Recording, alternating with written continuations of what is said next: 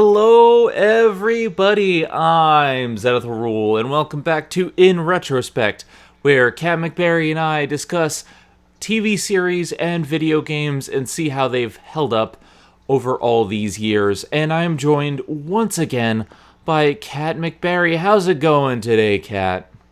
Oh my god, we finally got to season 5. I can't believe it. It's finally happened.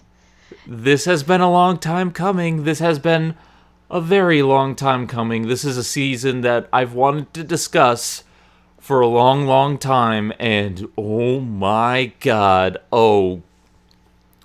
this is something special. True that. The season where everything changes. Everything is different now. Everything is different. Everything is awesome. So today we're talking about Season 5 of Steven Universe, and this has been a long time coming. When we first sat down and started to discuss Season 1 of Steven Universe, I had no idea that it would become something that I would love this much. Because, to be honest, Season 1 has its own set of problems. Season 1 isn't awful, but it takes a while to really get going, and it takes a while to really show that it's more than just a Monster of the Week show. Maybe, like Season 2, you can definitely see what was going to happen later, but by Season 5, the show changes so tremendously that it becomes a different beast altogether, and this season, to me, is the best in the series. Season 5, I think, is the epitome of what this show can do.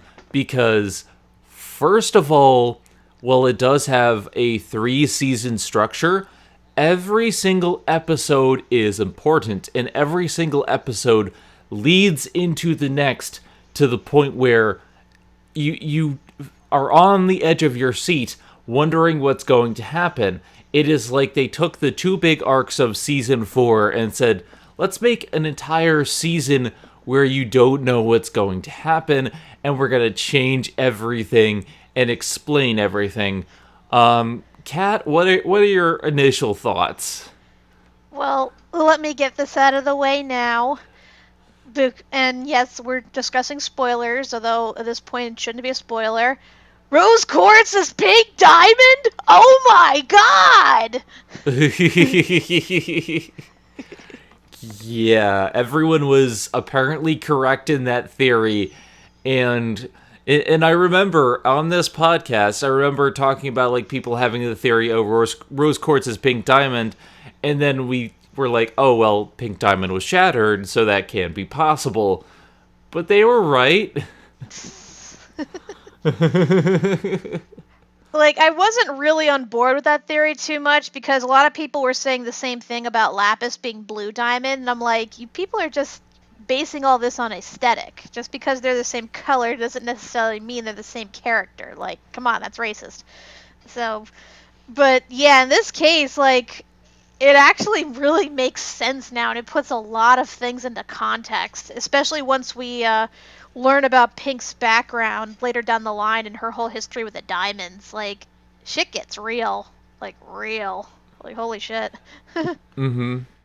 And a large portion of the first arc really deals with laying down the mystery of the diamonds and what happened to Pink Diamond, because at the end of last season, we had Steven going off into space, and he thought that he was alone, but Lars was also on the ship because he had decided to hide instead of leave the ship with everyone else. Now they go into space, and they're put on trial for Pink Diamond, basically the murder of Pink Diamond, and the whole thing is like, it seems to be a clear-cut case, because as we all know, everyone has said that Pink Diamond was shattered. Everyone has expressed that this is the truth, but their lawyer has another idea, after all the evidence is presented, their lawyer is just like, wait a second, how could a quartz shatter a diamond?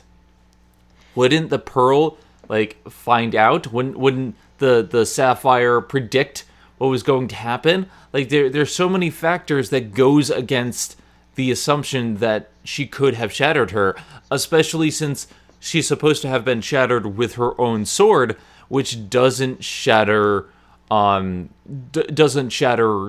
gems. The sword only destroys the physical form. And so the mystery is posed in this initial arc. If she wasn't shattered, what happened? Yeah, I gotta say, it was really clever, like, all the little clues and stuff that they leave about, because after the episode Bismuth, that was always in the back of my mind. It's like, wait a minute. They say Rose shattered her, but Bismuth said that the sword never shatters the gem, so how does that make sense? And I thought for a while that maybe Rose had, conspired with Pink Diamond, Pink was, tired of ruling the Earth or whatever and wanted to disappear, so Rose helped her.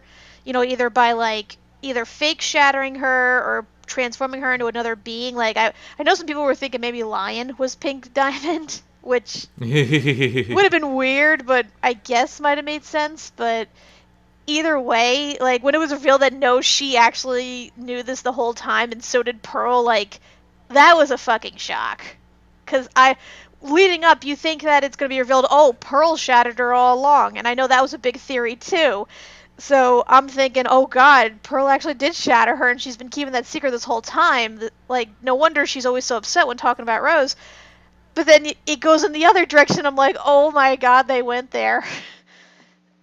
And it makes rewatching all the old episodes, so, I don't want to say weird, but it's you see characters talking about Rose and everything and making these comments, and you're kind of I'm biting my fist. I'm like, oh my God, this was so freaking obvious. The reveal that Pink Diamond is Rose Quartz was something I did not see coming, but when they actually go through with it and they explain it, it's a huge part of this season. It is basically the turning point, one of the two turning points. And in general, it just, the way they weave everything in, starting with the trial and then eventually leading to them going into Pearl's mind and confronting her and seeing that she was the Pearl of Pink Diamond. She was assigned to Earth, and when Pink Diamond came down, she started to realize, well, she's bored conquering planets. She's just on her ship doing nothing. She wants to interact with the people, and she goes down, and she actually sees how much fun it is. And, we start to learn how her family is kind of abusive to her and never let her be free and be herself. And it's a very interesting way of doing things. It really humanizes the gems in a way that we haven't seen them before, to the point where, yeah, Pink Diamond has a lot to answer for, especially because, while she didn't want to do it, she started a war, and a lot of things a lot of people were killed, and a lot of people were corrupted because of her. But at the end of the day, when you see how much she was abused as a kid, which is further expanded upon later on, you get the idea that she just wanted to be a child, and she was never allowed to be. Well, her story, as we learn, because the whole thing is that not only do we get that big revelation, but we also get the revelation that Steven himself is basically Pink Diamond, since he has Rose's gem. And as he gets that brand new burden thrust upon him, in addition to all the other stuff, he starts to learn more about her past and realizes that she basically has the same backstory as him. Because think about it, when he started off, he was like this annoying little kid who went with the gems on their missions because he wanted to spend time with them and be a respected member just like the other three. Like, his whole journey was working towards that. And Pink's is similar in a way, too. She wanted to be respected as a diamond and be given the same responsibilities they had, only to realize that it wasn't exactly what she wanted. And then, like, when she's like trying so desperately to like appeal to the diamonds and everything, when she realizes that what she wants is actually like bad for the people on Earth, that's when her whole tune changes.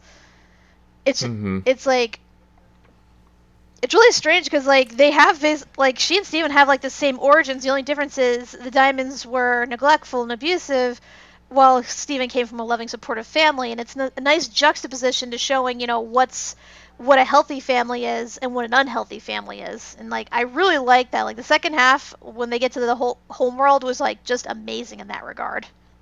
They do a really great job of showing how Steven is torn between two worlds. He is both this super powerful gem, but he's also a human creature of Earth. And they play both sides of that. And I've seen some people not like some parts of the season because they thought that, some of these characters should not be redeemed. I don't think they are fully redeemed. The diamonds realize their mistake, but they don't actually redeem. They still have a long way to go. To me, this is them finding their mistakes and starting on a better path.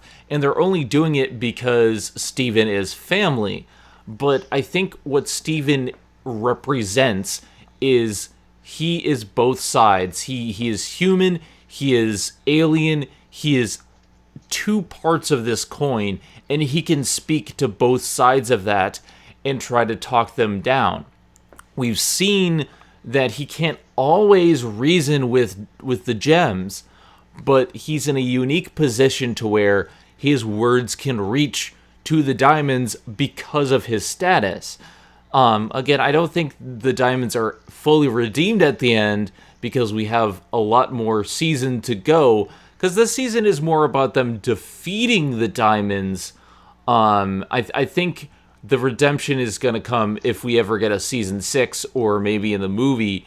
But much like Bismuth, they have a lot to answer for later that they're going to have to work towards. And I think that, people who say the redemption is rushed don't understand that this isn't a redemption arc. Yeah, because I mean, all of that stuff went on for like thousands and thousands of years. You can't just change that in like the course of a weekend. That's impossible. And like, and to be fair, like, at least in terms of blue and yellow, they didn't quite understand the abuse they were inflicting on Pink. They were kind of just doing what they were told under the direction of White, who, like, was basically uncaring up to that point. And, they were, like, basically telling Pink, to stop fooling around, just, like, to act like a diamond and, do what she had to do, and not realizing just how much it was hurting her. And to be fair, they were receiving the similar type of abuse, except that they've learned to just, deal with it. They didn't really have, the mental capacity to go outside of what their, prime directive was, for more, lack of a better phrase. And so, I mean, in that regard, I mean, because remember, they realized pretty quickly, how wrong they were to treat Pink the way they did. So I was kind of glad in that regard, especially because we do spend a lot more time with them than we do with White. So it kind of did feel like a more natural progression. And with White, it was more just that she realized that her way of thinking just, was wrong. That, she wasn't quite apologetic of what she did, but she at least recognized now that she's wrong. So that's at least a step. And I mean, with White, it took the entire season to build up to her and how terrible and powerful she was and creepy she was. But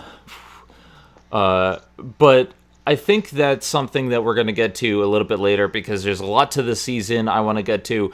I think the first thing I do want to talk about in terms of character changes that I think was fantastic was Lars. Mm-hmm. This is Lars' season. Oh my god, totally. Oh my god. Remember back in season 1 when I said Ronaldo was better than Lars? No, what was I thinking? I mean, yeah, back then, like, we didn't even know these characters, and Lars was seemingly this character who was static and was a jerk.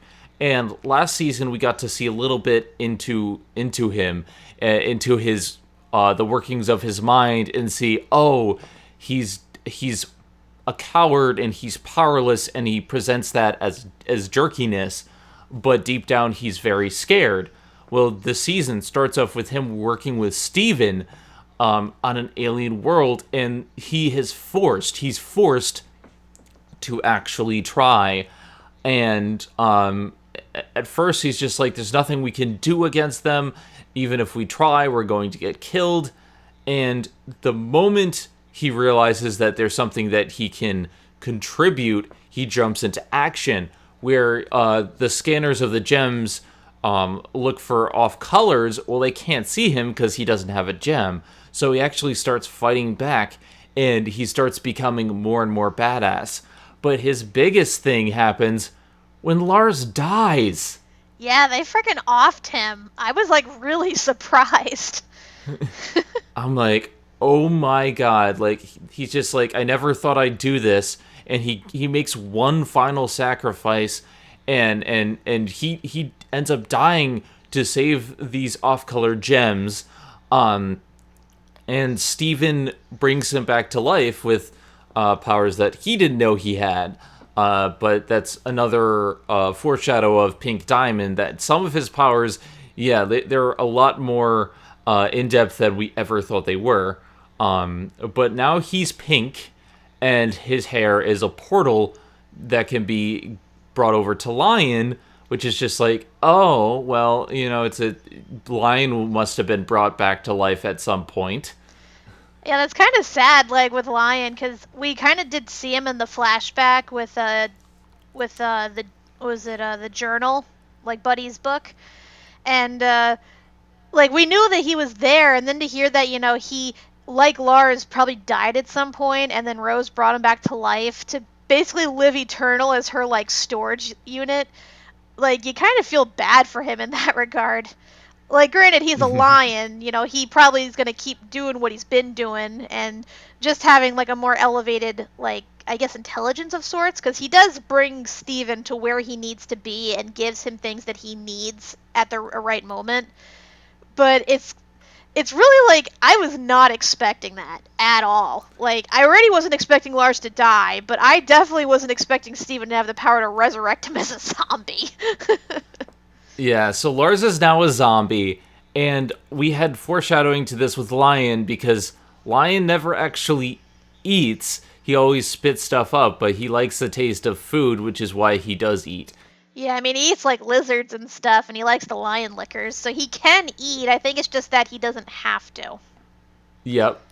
And so there's lots of foreshadowing to that, and so Lars comes back as a pink zombie with a portal, and now he doesn't have to eat anymore. And for a large portion of this first arc, you don't really see him because Steven has to go back and he has to deal with stuff back in Homeworld. And then he does come back and check on Lars in a few different instances, but the off-color gems are there helping to protect Lars. And, well, Lars is undead.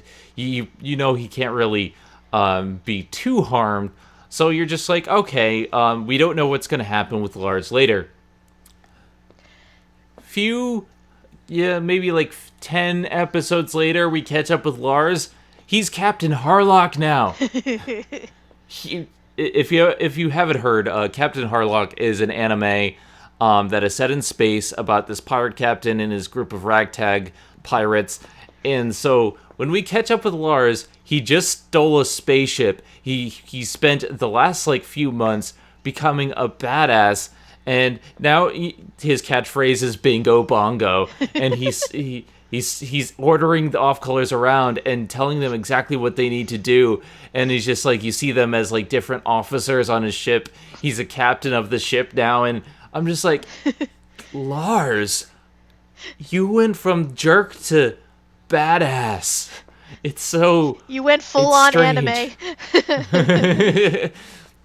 And it's so refreshing to me because you see how far his character has come.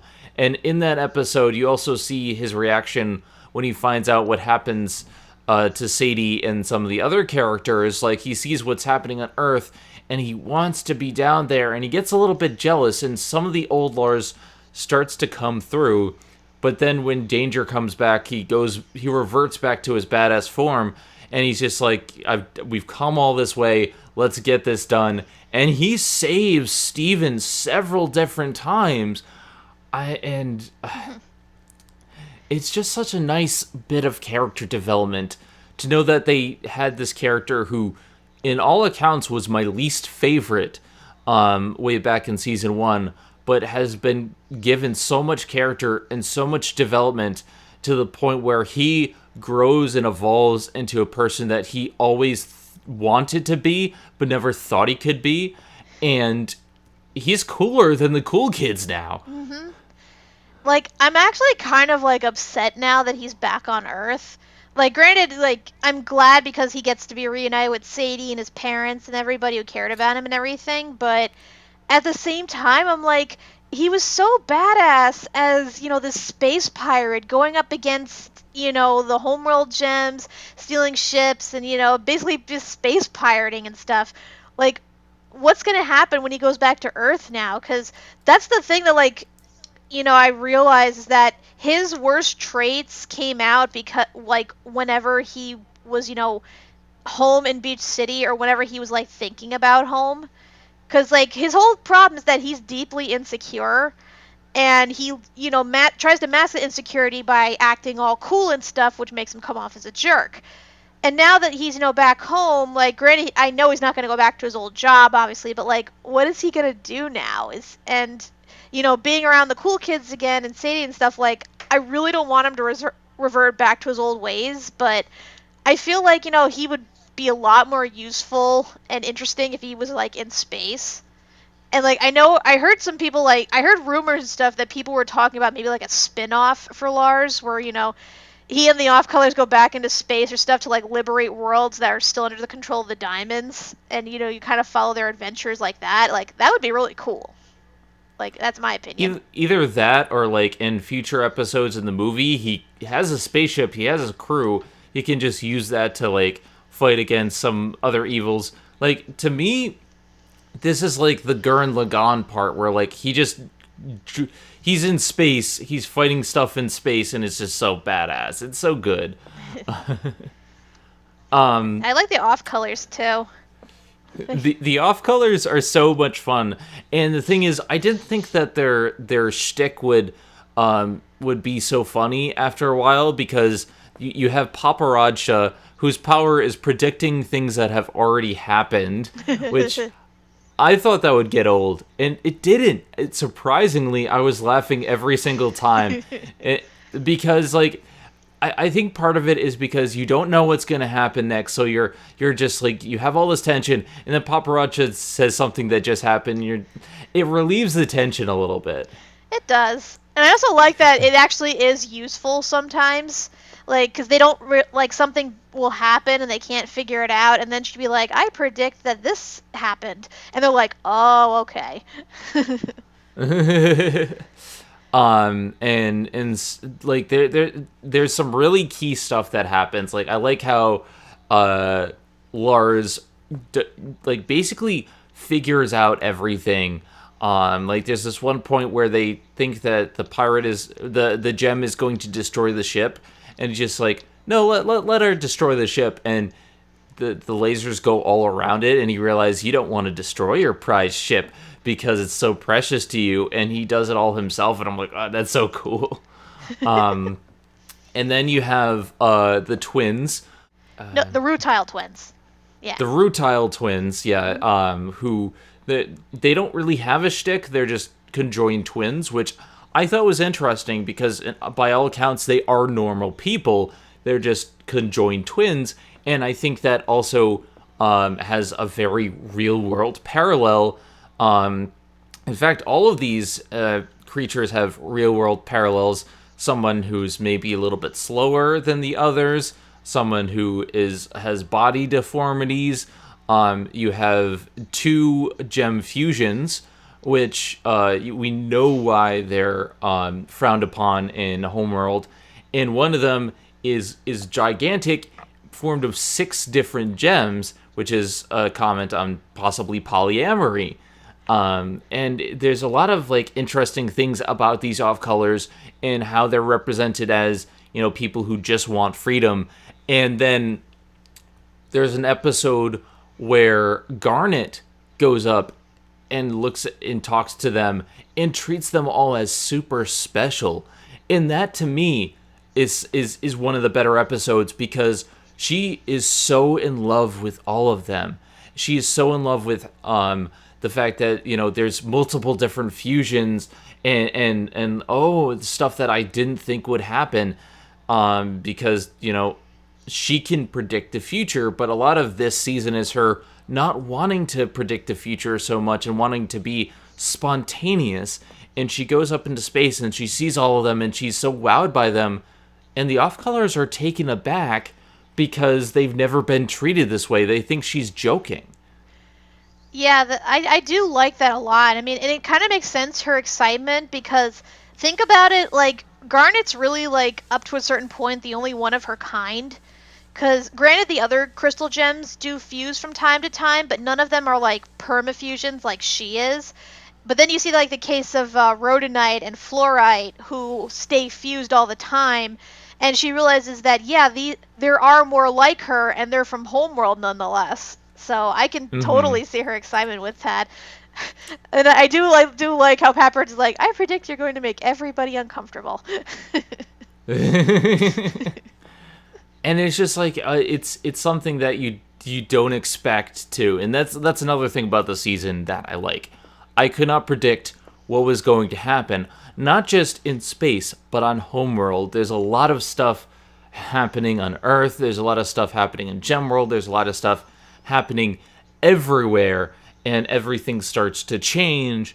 And this is part of it. You start to see the plight of these gems. You start to see why it's so important for Garnet to stay a fusion and why she's so afraid of Homeworld and all of these different things.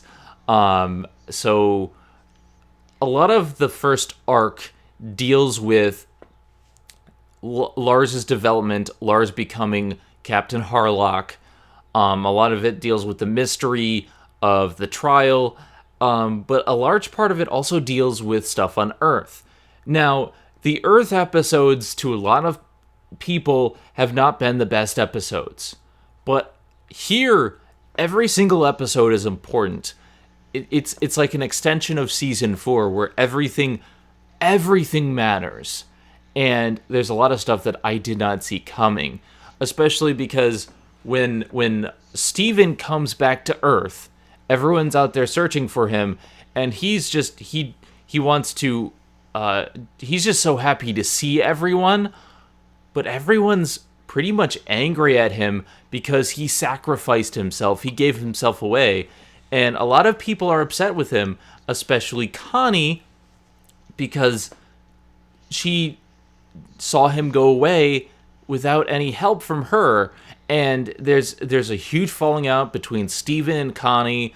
A lot of big things happen because of this, and you start to see things change. Mayor Dewey is hated because he let the aliens take so many of them away, and he wasn't prepared to do anything. And there's huge consequences for this, and it's big. Yeah, like, the fallout from this, like, I figured something would happen, but I didn't expect it to this degree. Because, I mean, at first I was kind of, like, upset that Connie decided to, like, basically give Steven the silent treatment as soon as he got back. Because, I mean, he was doing this to protect them. Because even if she wanted to, like, granted, she's a good fighter and everything, like, she can't go up against gems. Like, not of Homeworld, who are, like, uncorrupted. Like, because we saw that what was it, Aquamarine, she was able to just, you know, she was able to defuse Alexandrite with a flick of her wand. Like, who knows what the hell she would have done to Connie. So I can understand that. But then they later explain, after the whole thing with Mayor Dewey goes down, that, you know, it was more the fact that he didn't trust her enough to let her help, despite all of their time training together. So I can understand in that regard. And to a certain extent, like, she's human. She feels insignificant and small, and this only served to further that. Yeah, definitely. Like, this kind of felt like when Pearl and Garnet had their falling out, because this lasts over a couple of episodes, but I think it lasted just long enough. Like, I'm glad that they settled things before, you know, things got really serious again. So, I also find it funny that the only reason that they reconnected was because of somebody they mutually hated. Kevin. Yeah, it's weird. Even Kevin sort of gets a bit more depth to him in this, which I was surprised about, because aside from Ronaldo, Kevin is like the most hated character in the show. So when I heard that they were like going to a party of his, I'm like, oh god, what the hell is this asshole gonna do now? But then you see that he actually like helps Steven in trying to talk to Connie, and he reveals even like a little piece of his past, that he thought that they broke up and everything, and he was trying to help Steven get around it because apparently he himself went through a bad breakup. So that was a bit surprising to me. Granted, he is still an asshole by the end of it. He still gets what's coming to him. But it was nice that, you know, because we already got all that great redemption with Lars, and it's nice to see that they did a little bit of that with Kevin too. So I was glad about that. They made him into a fully fleshed character, and the thing is, they keep him as a jerk. Throughout the entire episode, he's only doing this because he wants a cool party, and he's only helping because he feels a little bit bad. But at the end of the day, he's still only doing it for selfish reasons, and he gives him horrible advice.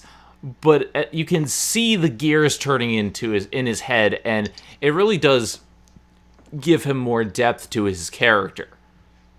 Oh yeah, and like I feel like assuming season 6 is going to happen, that they might dive into that, because he mentioned that his ex's name was Sabina, and as you know, in that one episode, last one at Beach City, Pearl meets a girl whose name begins with the letter S.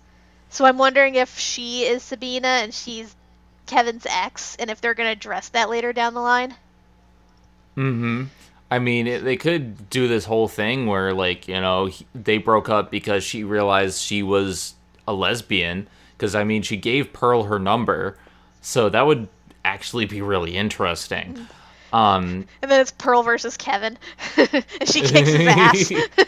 That would be amazing. Another thing I really like is, before they focus in on Connie's side, they focus in on Steven's side, and how much this changes him. He spends days just looking at his phone. They go on vacation, and the entire time, all he's doing is waiting for a text message, and Ronaldo is the only one who sends one.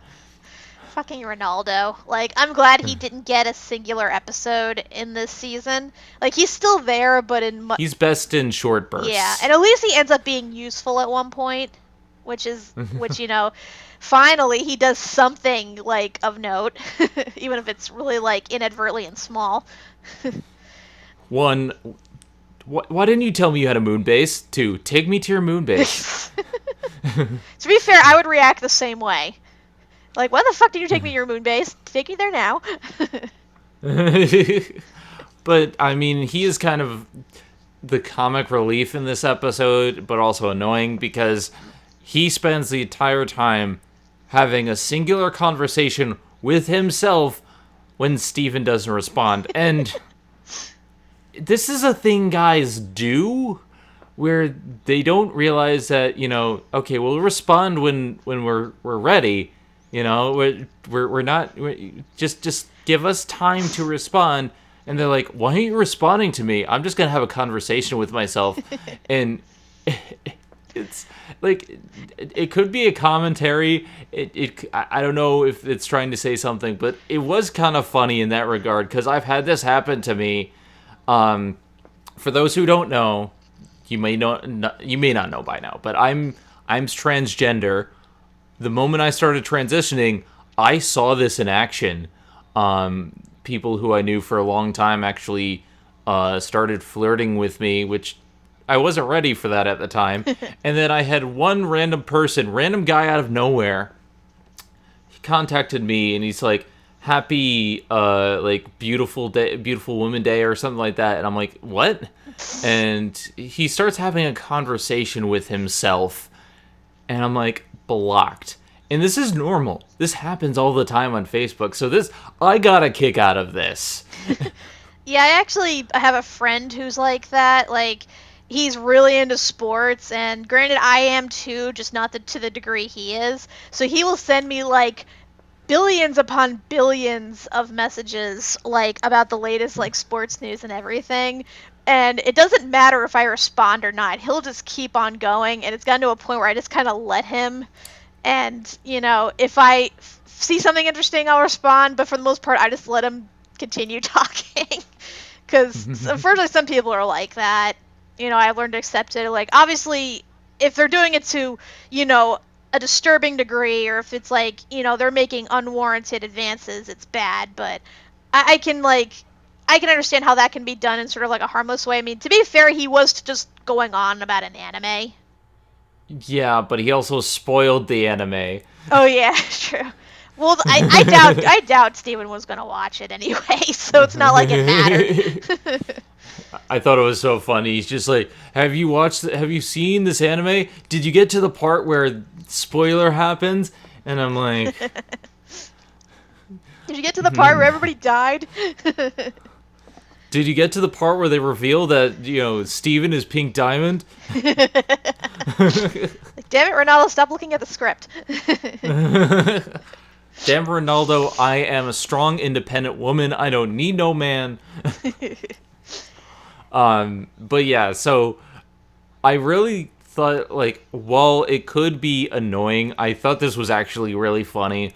But the part I really enjoyed was all three of his guardian figures. Well, I should say four, because his actual father and the gems, they try to talk to him, but they don't really know what to say, because they all think that he's depressed because of stuff that happened in outer space, and they try to talk to him because of that. And all he cares about is that Connie isn't talking to him. And it goes to show how simple and how wonderful Steven is. A lot of bad things happen to him, but what he's focusing on is his best friend isn't talking to him, and I love that.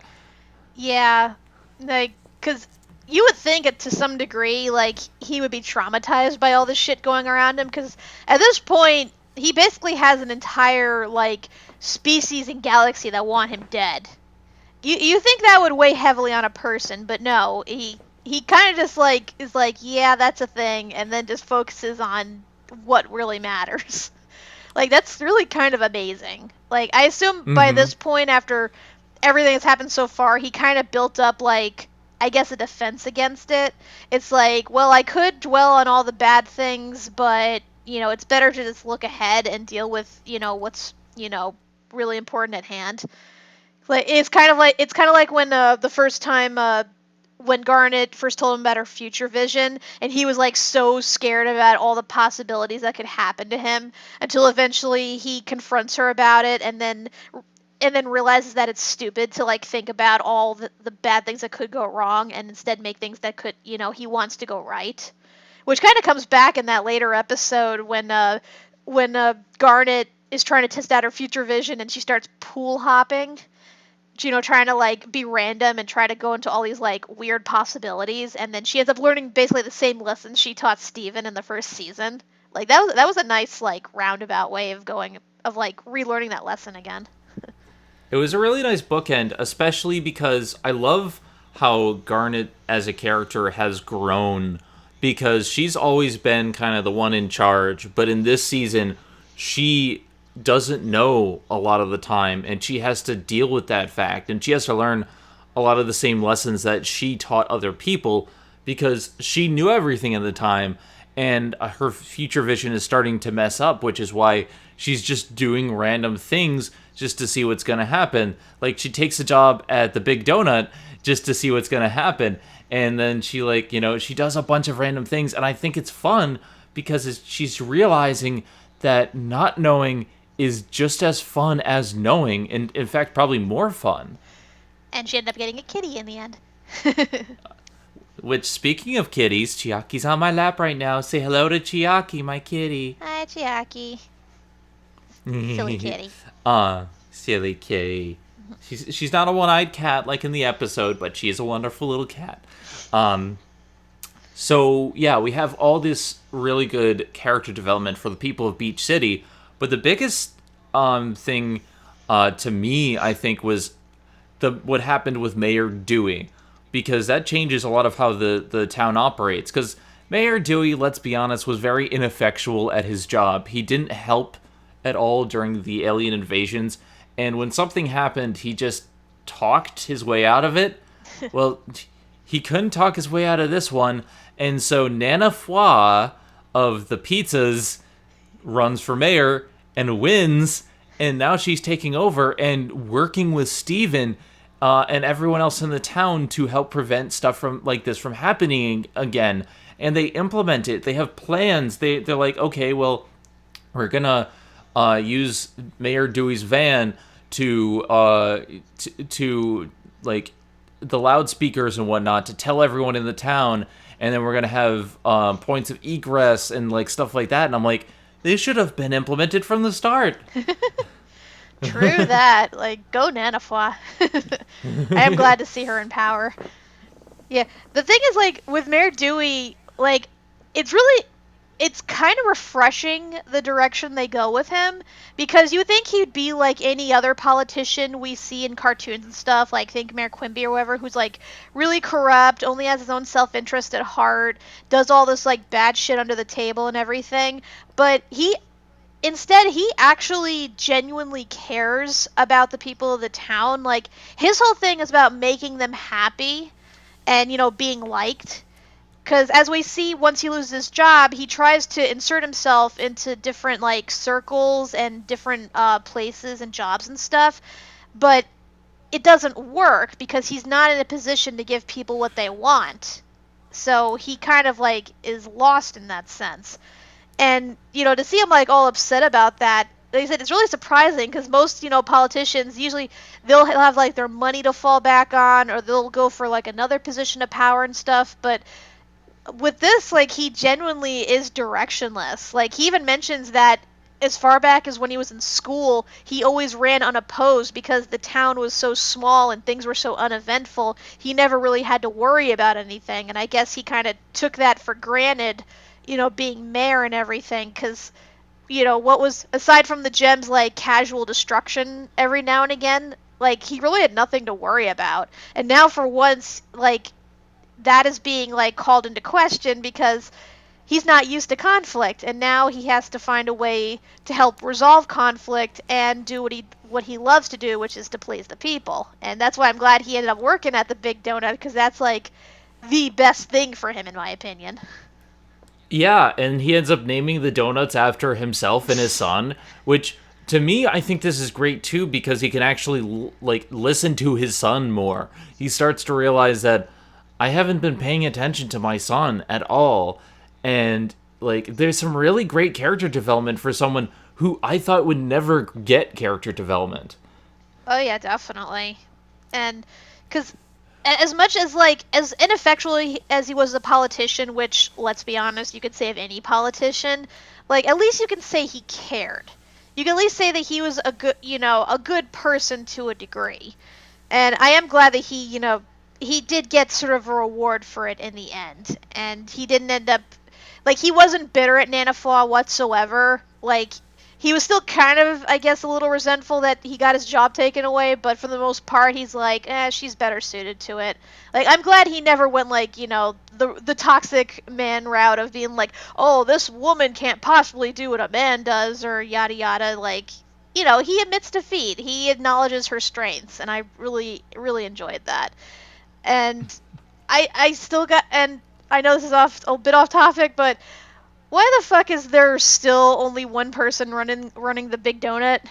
Do they literally have no other employees than Lars, Sadie, Garnet, and Mayor Tui? Like, nobody else, no bosses, no supervisors. That store just runs empty except for, like, the one or two employees that run it at a time. Who makes the donuts? Like, that... Wait a second, was Lars the one making the donuts the entire time? No, I think they mentioned that all the donuts were imported. Oh, okay. I mean, because we know Lars can bake, but I was just gonna say, okay. Speaking of the big donut, Sadie gets a huge amount of character development in this first arc, because there's an episode where she starts jamming with the cool kids and Steven, and like we saw before that they saw that she was a good singer, so they would start having jam sessions, which makes sense. But now that Lars is in space, she has to run the big donut. Well, through this huge episode where she has like a really awesome song, I love that she makes a song about like we are the working dead, and it's so good. It's like, as someone who has worked at McDonald's and Burger King and Dunkin', I understand this, because everything's on you, and you barely get any free time, and you're worked to death for little to no money. And she makes this really awesome song, which I will now perform for you.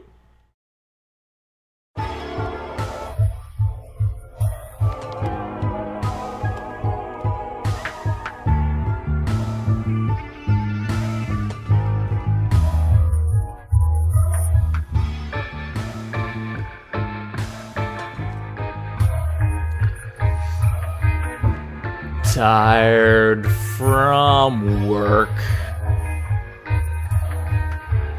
hate my job. I really ought to be in mourning, but I've got another shift this morning.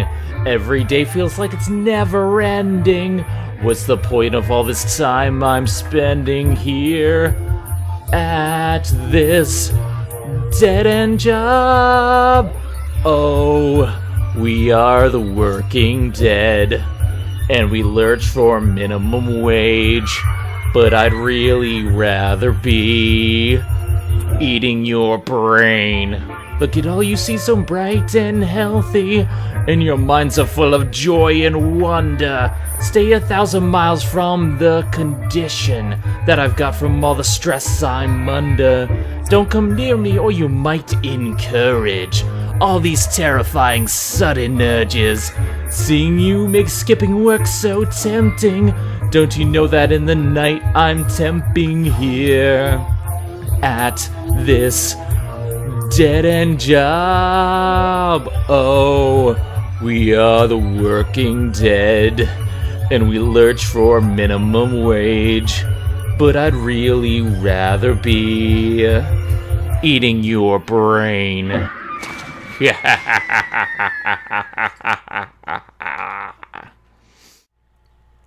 Love that song. I love that song.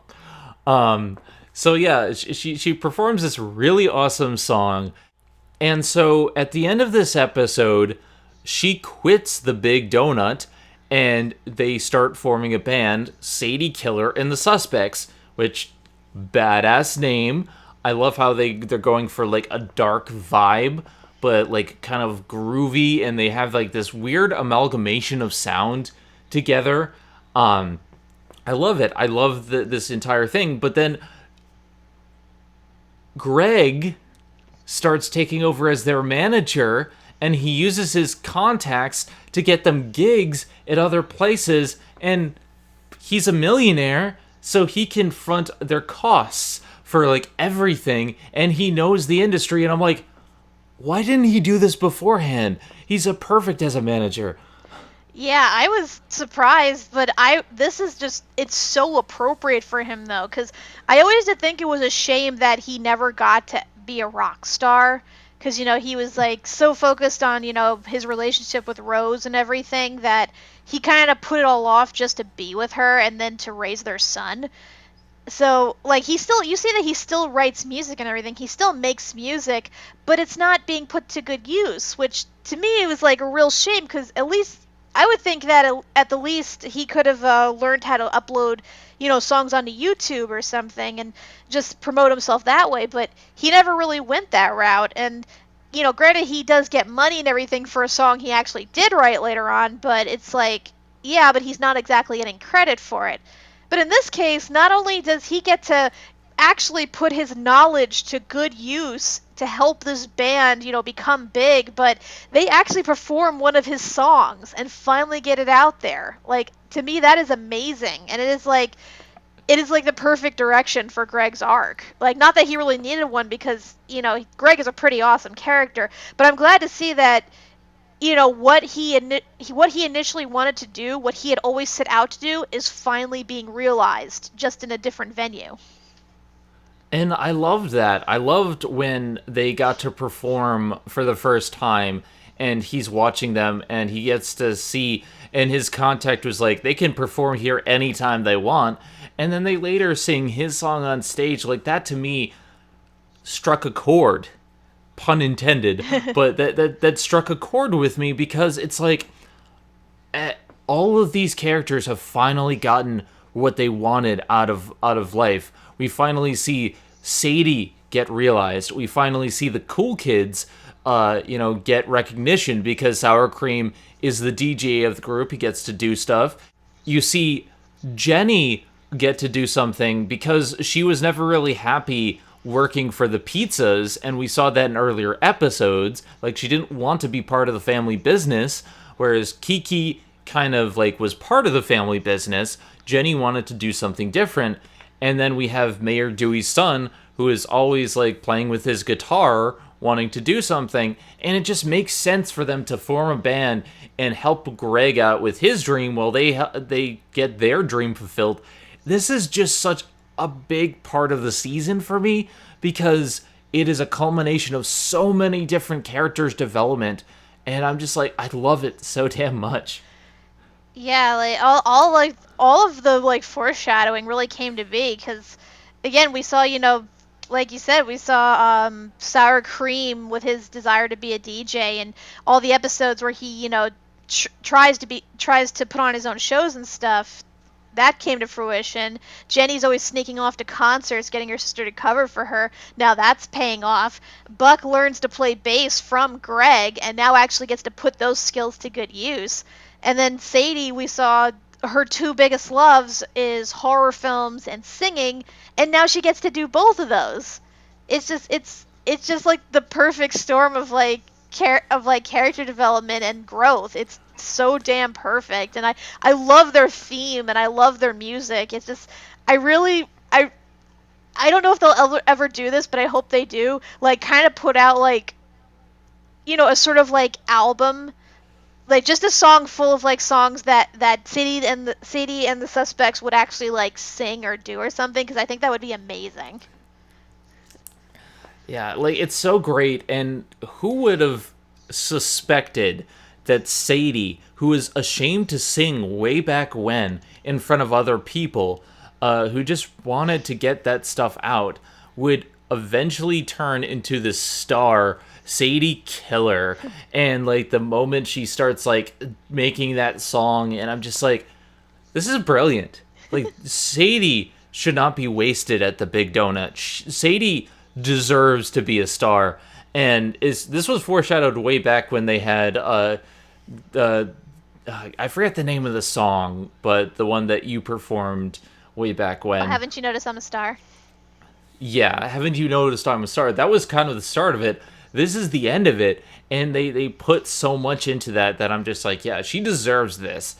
And it also adds to Lars' character development, because when he realizes how much has been happening while he's away, that's part of when he starts to revert a little bit and be jealous. And he's like, she's out there living her dream and I'm stuck in space. But it's like, it's character development that has consequences for everyone. And I just love that nothing is just there and forgotten. Everything has consequences. Everything changes for everyone, and in a positive way, but also a negative way. And it's great development. I will say though, again, going back to the whole Lars coming back to Earth, I'm wondering what's going to happen when and if Lars decides to stay on Earth. Because the reason I think Sadie stayed away from the cool kids is because she knew that Lars wanted to hang out with them, so she kind of kept her distance, so that way they'd be able to show any attention they would on him as opposed to her. And then, now that she has their primary attention stuff, I know Lars is like happy for her and everything, but I'm wondering if he's gonna stay happy for her, or if he might get a bit resentful that she got the friends that he always wanted. And then the fact that she had her most growth when he wasn't there is a bit telling. Like, I know everybody roots for them as a couple and stuff, but at the same time, I kind of feel like it was kind of like in season 1 where you see that their relationship was a bit unhealthy, and that she was always picking up after him. She was always, doing things for him in the hopes that he would notice her, feel something toward her, even though he was always like, ungrateful about it. And I'm just kind of worried that things will kind of go back into like old habit, because I really don't want either their character developments to stop because they're back together again.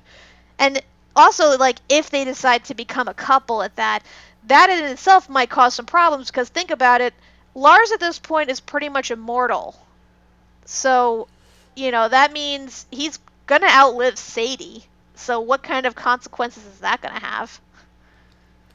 Yeah, I think there's a lot more for them going forward. I don't think this is the end of their character development together. And I think that's good for the future that they set that up.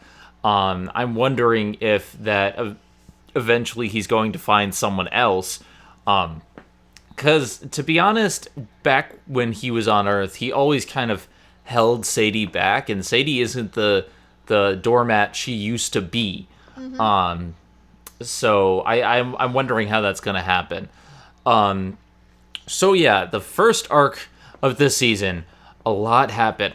A lot of it is character development, setting up the mystery, and everything changing on Earth. And there's a couple things that we didn't get into, where Lapis goes away because she thinks that the diamonds are coming back. She ends up taking the barn and leaves, while Peridot wants to stay on Earth. And it really affects Peridot, because they were a couple. I'm sorry, they were a couple, and they were really good together, and Peridot really relied on them. And there's a great episode where Peridot needs to learn to make the most out of a situation, and she starts making her own garden and all this other stuff. And there's some really interesting character development all around. But there's a lot, and I don't think we've been here for an hour talking just about the first part. Yeah, I mean, sorry if we rambled a lot, but it's just there's so much went on in this season. Like, I can't even say that I hated a single episode of this entire season. Everything was just so good and so flawless, and everything runs into each other like so perfectly. And there's just so much to talk about in that regard. Like, it kind of makes me sad that we don't do this in the way we did DuckTales, doing it one at a time. But at the same time, it's just, sorry, I keep rambling. It's just, everything is so good, though. But you are right. Like, we should probably talk about the main, thing of this season, and that's them going to Homeworld and meeting all the diamonds, or I should say White Diamond for the first time, because once it's revealed that, Rose Quartz is Pink Diamond, that's when everything just hits the fan. Like, Garnet splits up, Ruby and Sapphire, like almost break up because they're questioning like their relationship and everything. And then they decide that they do want to be together, and they have this whole wedding, which is totally beautiful and cute. And then it's the gayest wedding ever, and I love it. Yeah. And then the diamonds all of a sudden decide to come to Earth, and they free the cluster with the hopes of destroying the Earth. And then the cluster fights back and is arm wrestling Yellow Diamond. And then Blue's trying to kill them all. And then Steven reveals himself to be Pink Diamond to both of them. And now they realize that Pink's still alive, technically. And then Steven reveals, the existence of the corrupted gems, and they realize, the only way we're going to heal is if we get the help of White, which means time to go to Homeworld. And then everything at Homeworld, oh my god.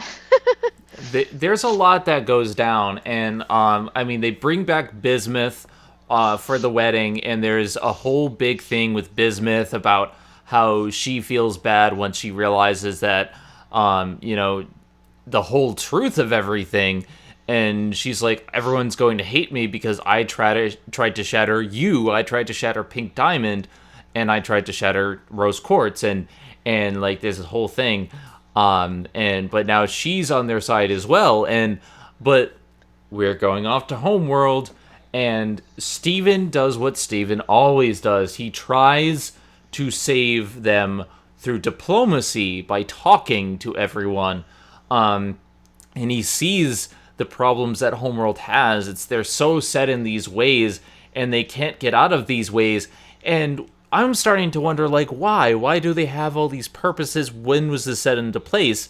Well, part of it is White, who is the creepiest damn diamond I have ever seen. She, oh my god, the first thing we see of her is her pearl, which she talks through her pearl, and it is the creepiest thing ever. It's like, this voice does not belong to this character. This is creepy. I am Locutus of Borg. From now on, you will service us. Pretty much what she was. She's the freaking Borg. Like, brainwashing everybody and having them be like a collective mind. Mm-hmm. When everyone fails to serve her correctly, she just corrupts them to her way of thinking. She turns them into white. And so no one wants to do anything to oppose her. And if for whatever reason someone tries to talk to her, she just corrupts them. And it's such a, like, as we've seen throughout the entire series, like, true corrupted gems and how monstrous they become. Well, it's not that she really corrupts them. She kind of just wipes them clean. Like, she whites them out, but it is kind of a form of corruption when you think about it. Well, yeah, but the corruption is, like, it's more that, their minds have been, like, warped and, broken and everything, and they're basically nothing but snarling beasts with no sense of self. With this one, they're basically puppets. Like, they have their minds removed. Any, like, emotion or thought or anything is completely non-existent. They just exist as, another vessel for her to speak through. Like, to me, that's even more creepy than corruption. So the first plan is Steven trying to talk to White Diamond. That fails spectacularly. The next thing is he's like, all right, let's try to show White the good times and try to, like, remind her of when Pink Diamond was around. And that doesn't work because he does things that are not safe, basically not acceptable. It simply isn't done. It simply isn't done here in Homeworld. And Garnet and the other fusions are, like, scoffed at because they have to stay apart and all this other stuff. So Steven sticks up for them, and he's placed in prison along with Connie. And there's this whole big thing where he talks to Blue, and he's just like, I have the memories of Pink Diamond that I've been seeing. You did this to her how many times just because she didn't conform to your standards? And Blue starts crying, and she realizes exactly what she's done. And that is a turning point. Blue starts to help them out. Yellow starts to fight Blue. It's an all-out battle. And then, like, Yellow starts to realize too that she's been horrible, but she can't oppose White Diamond because she's afraid. She's afraid of White Diamond, and so like she agrees to help them out until White comes in and prevents them from leaving, and it's an all-out brawl. Like, everything happens, everything. Yeah, it's like we get a ton of new fusions, like, finally. Cause, like, so many fusions. Yeah, because I don't think we had a new fusion since Smoky Quartz. And now we got, like, 4 new ones in, like, a single episode. Or I should say, like, no, I think three of them, I think. But, yeah, because, like, Steven fuses with Pearl into Rainbow Quartz 2.0. He's Mary Poppins, y'all. I'm Mary Poppins, y'all. It's, like, technically our first male, like, fusion, or male identified fusion, because the creators confirm that. He fuses with Garnet into Sunstone, who is basically a walking PSA.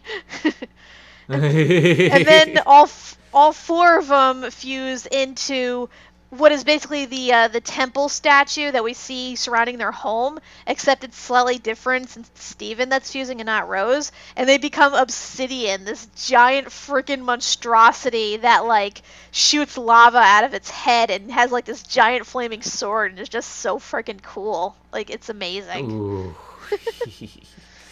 There's just a lot of really cool stuff. The fight itself is amazing because they're fighting against one of the spaceships. And here's something that we have to comment on, because this is both hilarious and fun to me, because we saw that Blue Diamond and Yellow Diamond had hand ships. Well, arm ships. When they go to arm ships, hand and arm, and then when they need to go to Homeworld, well, the arm ships are destroyed, so they find Pink Diamond ship, which is a pair of legs and a butt. God, that is so stupid. It's a booty ship. As Space Dandy would say, it's all about that booty, booty, booty, booty, rocking everywhere. It's all about that booty ship. Like, I heard that, like, a lot of people theorized about this, because, you know, they're saying that, oh, well, if Yellow and Blue each have an arm, and White has a head and a torso, then obviously Pink must have, like, legs as her ship. And I'm thinking, how the fuck would that even work? Like, and granted, they kind of, like, foreshadow it a bit in the Lion 4 straight-to-video thing, because you see when Steven goes to that place in the desert, they're kind of poking up, although some people said that it might have just been fingers of her own hand ship.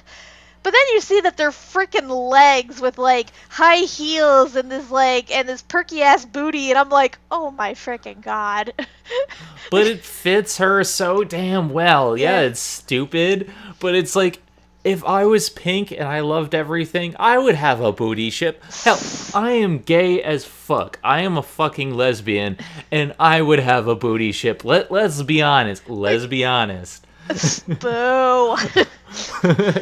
Like, don't get me wrong, it's definitely unique, and it makes sense in the context of the whole ship, because it does form this giant-ass mech, and it's not Voltron, so obviously there's not going to be 2 different legs, because there's only 4 diamonds, so it makes sense she has both legs, but it's just so stupid looking.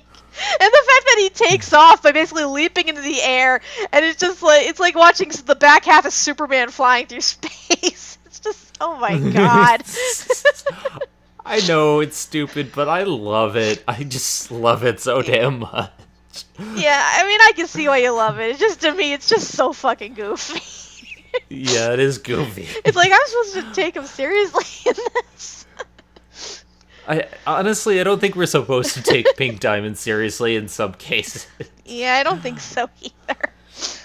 Oh god. Okay, so they have this big giant mech battle with the booty ship and all the other ships combined, and it's really damn awesome. Not only that, but Bismuth and Peridot and Lapis come back, and, you know, they all come to fight against the Homeworld gems, and it's so spectacular. And it's like the culmination of everything that we've seen Lapis finally getting over her fear of the homeworld gems and fighting and defeating them. Finally. Peridot metal bending her way around the arena, and it was so cool. And there's so many big things that happen. Yeah, I like that they got their. I like their newly reformed bodies, because everybody been wondering, for the longest time, like, are Lapis and Peridot ever gonna poof and like regenerate into new forms? Because think about it, up to this point they've continued to wear like their old diamond insignias, and now finally they got to change it into like stars like the rest of the crystal gems. And I love how when we finally do see it, like, Lapis is now wearing pants and she kind of looks like one of the pirates from One Piece. And then Peridot has like the glasses from Gurren Lagann and she's flying around on a trash can lid like Static Shock. Like, that was amazing. This is pretty much a Gurren Lagann like tribute. I am convinced that they saw Gurren Lagann with some of this stuff, because the glasses and the way they come in and the like, we will pierce the heaven, like, it is so badass. I am Peridot. I come back not as your servant, but as your savior. And Lapis is just like, oh, I'm gonna kick all your asses. And Bismuth is just like, hello, boys. With their badass armor. It's so awesome.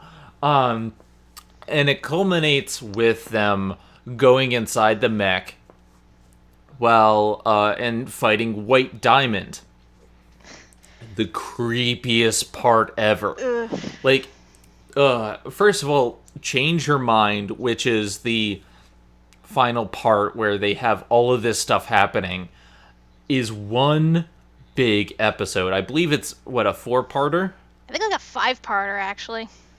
Yeah, like, it's this huge thing where they show just what they can do when they have multiple episodes in a row, and it's so brilliant. It's just like, it's this long special, and they go in and they see White Diamond, who's controlling her pearl and the other 2 diamonds, and they all talk at the same time, and you're wondering, what can they possibly do against this? Their fusions are useless. What are they going to do? Yeah, it is so disturbing, and the fact that, she turns this around and makes it Steven's fault, or I should say, in her mind, Pink Diamond's fault, like saying, like, don't you see, this is all your fault. You had to bring them here. You had to surround yourself with lesser beings so you could feel better about yourself. Like, this is, like, prime example gaslighting here. It is so real and so disturbing. Like, God, and then like how she keeps insisting the entire time that Steven is just pink, but with her her acting through Steven, that Steven is not actually a person. Like if anything, he's like a vessel. Like, she keeps insisting that to the point where she actually rips his gem out of his body. I never thought we would get to see that. Like, I know they joked about it at one point where Steven's trying to run away from Eyeball and was like, what would happen to me if she cut out my gem? Like, people were wondering that too, but the fact that they actually went there, it's disturbing. It is done so dark, and we see that, like, the gem is basically him, because he's going to die without the gem inside him, and he essentially is a fusion. Yeah, because it's weird. I was half expecting that it was actually going to be pink and that she does regenerate into a new form or a past form or something like that. But no, the gem takes the form of Steven, which pretty much confirms what Steven had been hoping all along, that, Pink Diamond or not, gem or not, he is himself. Like, that is him. All of that is him.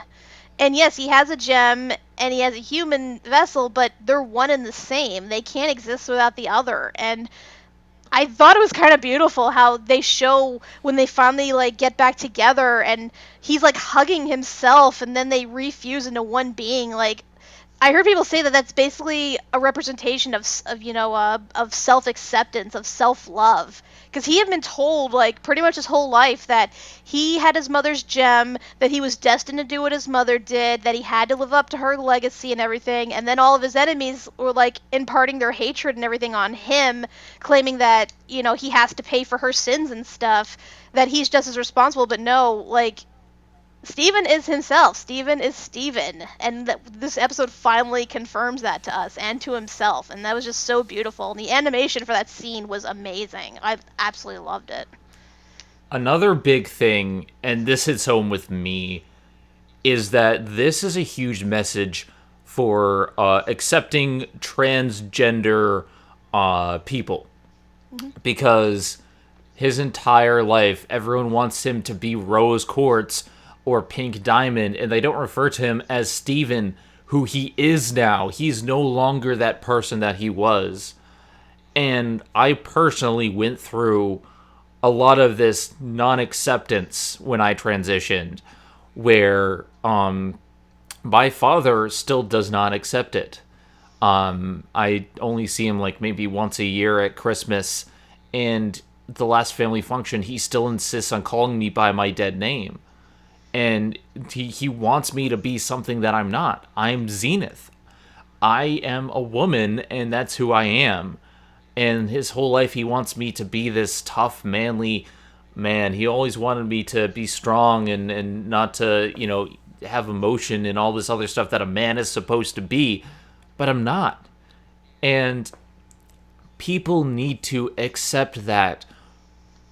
When somebody transitions, it's them finally accepting and finding who they really are as a person.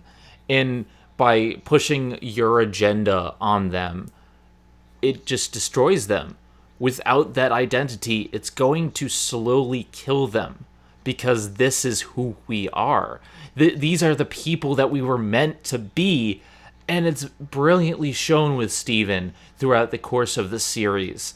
We see it half the time where he puts on different clothing. He wears Pink's clothes, and he doesn't care. Like, if I were to say, I would say, he more represents non-binary transgender because he wears both men and women clothing. But he is Steven. He is who he is now. He's no longer Pink Diamond. He is his own person. And people need to accept that. And I love how they dealt with it and how it's his power inside is himself. And he uses that to help that light inside to show White the light of who he really is. That's powerful to me. And again, that's speaking from personal experience. I read that into this, and there could be other ways to read it, but that's the way I see it. What do you think, Kat? I wholeheartedly agree. I was thinking that the whole time I was watching the finale. It's like this is like perfectly representative of what transgender people go through.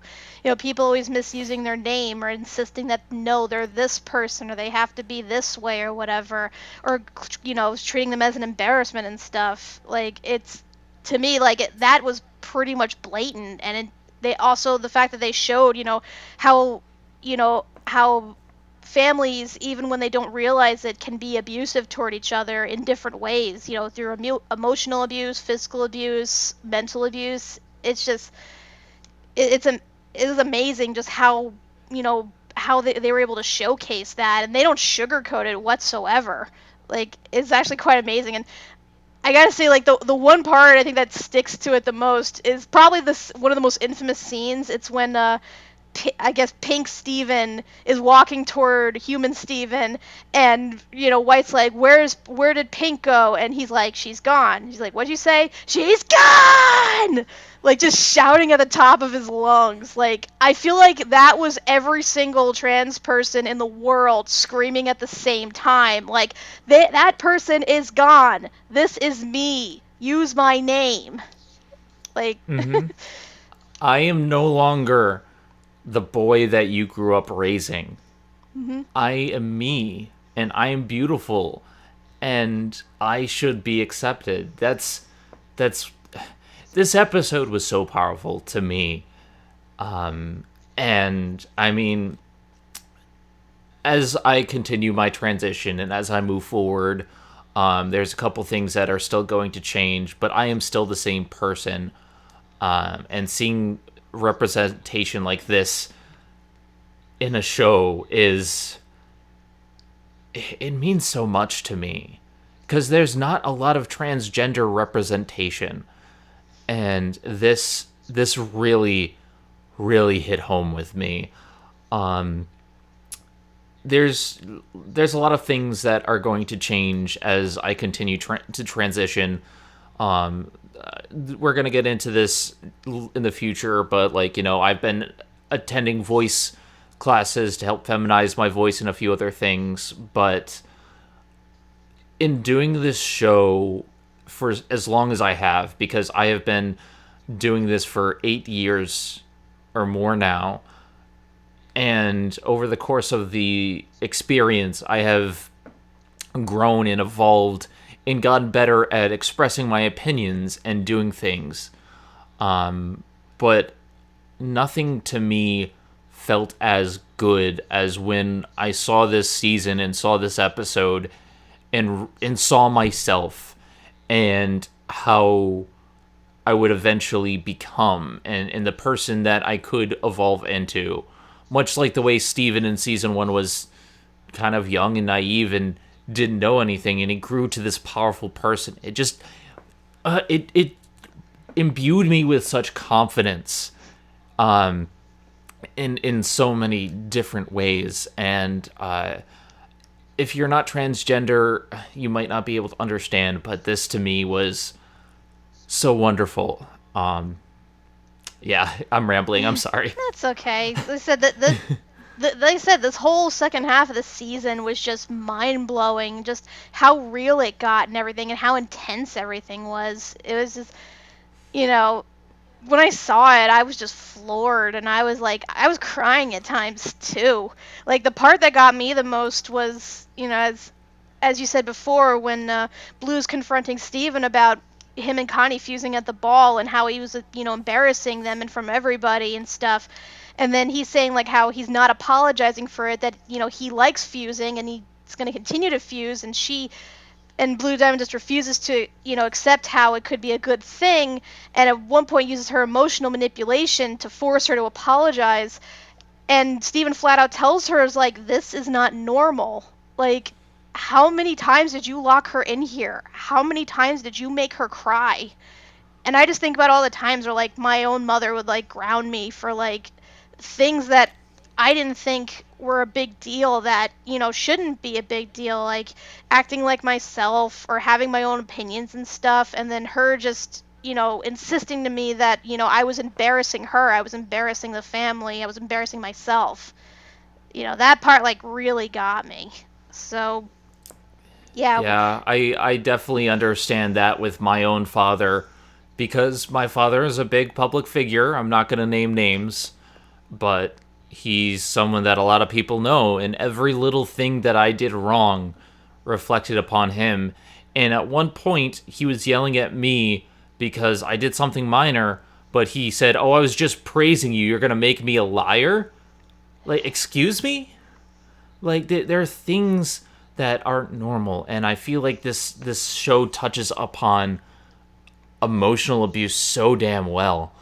Yeah, you really don't see that too much, because, in the rare times you do see them, tackle abusive families, it's usually, something along the line of, physical or mental abuse, either showing the kid being, whacked by their parents, or them being told that they're, worthless pieces of crap or whatever and stuff, but, you don't really see the emotional aspect too much, with them, manipulating the kids into believing certain things, or, saying that they have to be this way for the good of the family or for the sake of their own reputations and stuff. You don't see the more subtle versions of that. The way they showcase it in this is just, it's subtle but also blatant, and it's a perfect balance, and it strikes that emotional chord just so well. I can't emphasize that enough. So yeah, there's a lot that we could discuss about this season, and we have for quite a while. But I'm gonna wrap up with my final thoughts because we're probably gonna be talking more about this when we get to the movie and possible season 6 when that comes. But here's my thoughts on this season. This season is wonderful.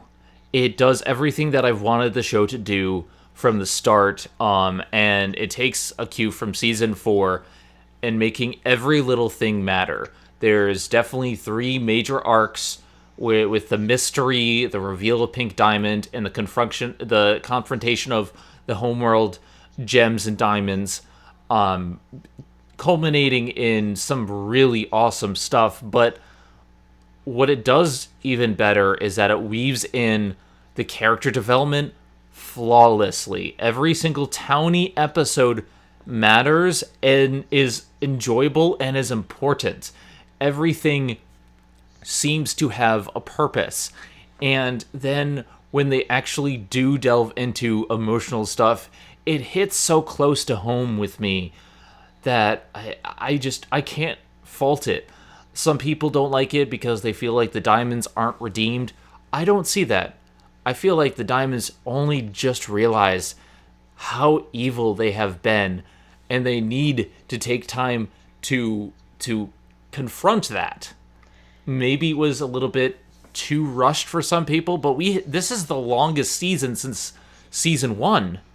And we had a lot of time for a lot of development for everybody. And the diamonds still aren't really redeemed. They still are going to have to take some time to work on that. And we still don't know why White was set in this pattern, which it could be explained in the movie. So there's a lot of things to explore later on. And personally, I think this season to me was what I wanted from the show all along. I'm still a little bit upset that, a lot of the episodes are still the 11-minute fare, but a lot of them are multiple parts and show what they can do with multiple part episodes. Hell, the finale, Change Your Mind, is amazing. It is so good, and I hope this show continues.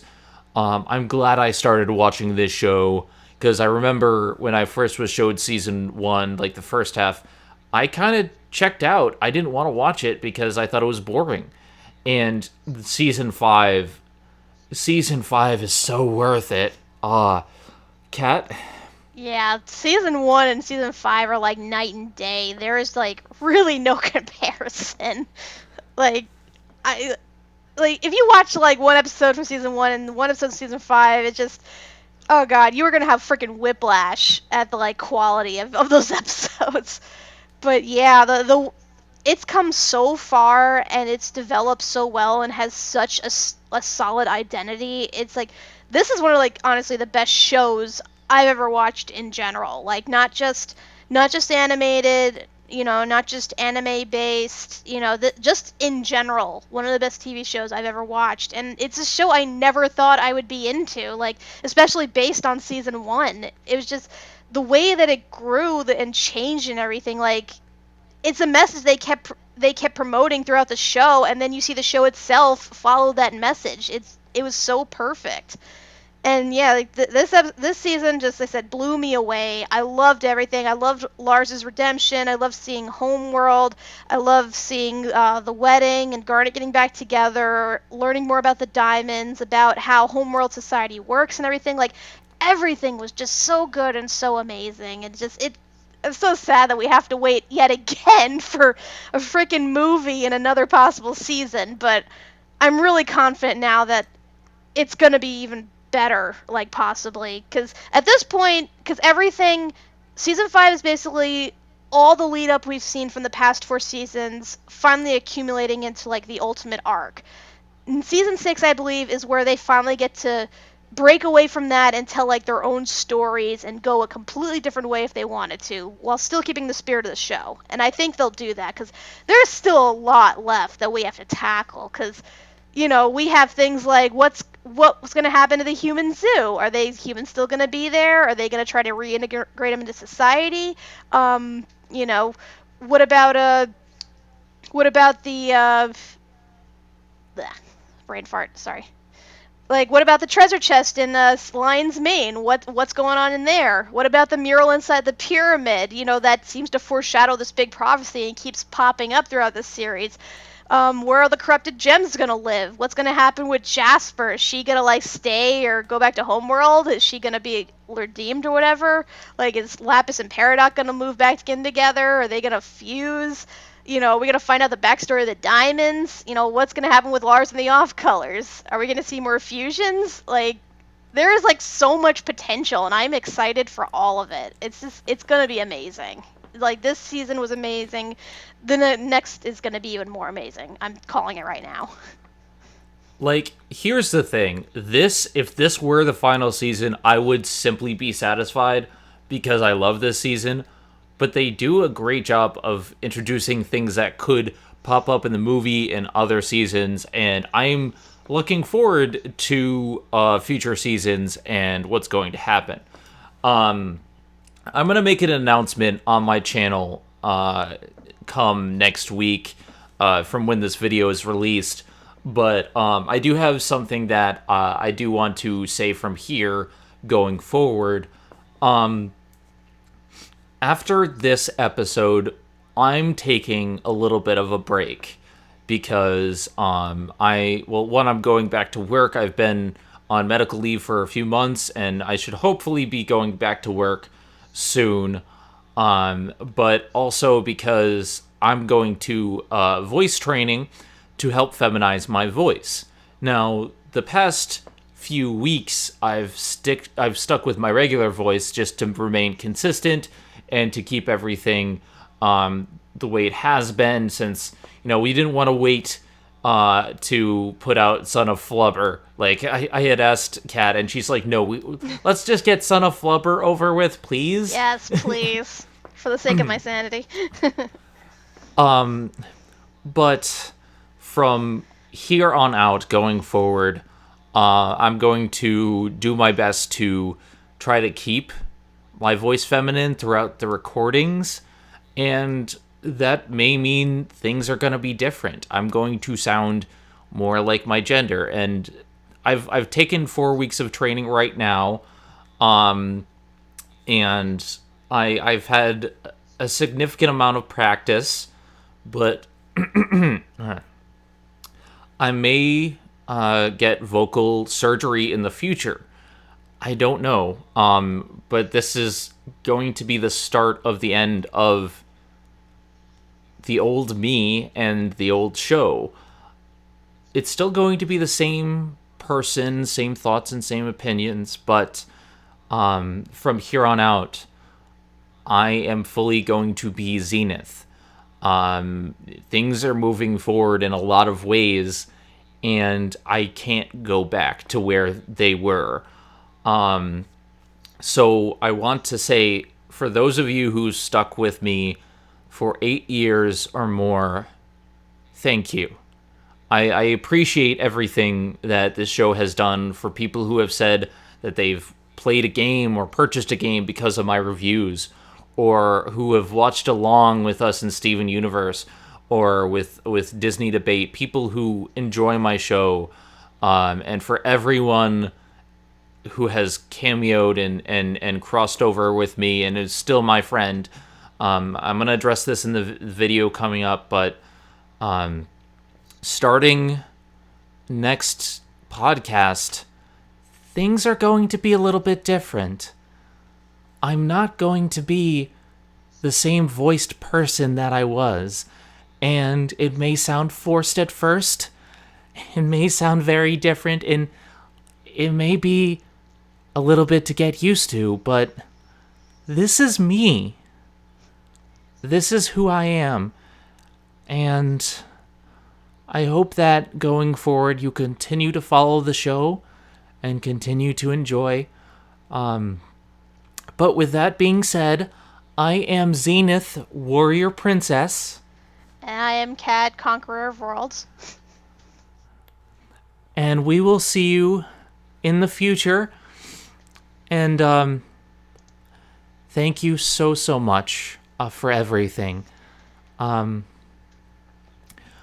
Just remember, everybody, that you are special and important, and what you are going to do is going to be very big. So be yourself and have a wonderful evening.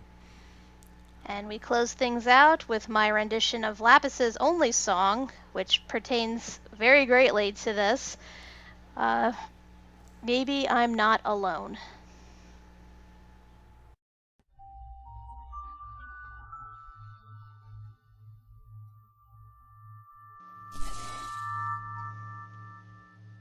It all became so lovely, those bluest skies above me, those funny feelings I had never felt before I met you. I thought I'd stay a while, I tried to learn to smile, so many colors I had never even known. Maybe I'll find myself sitting on that distant shore.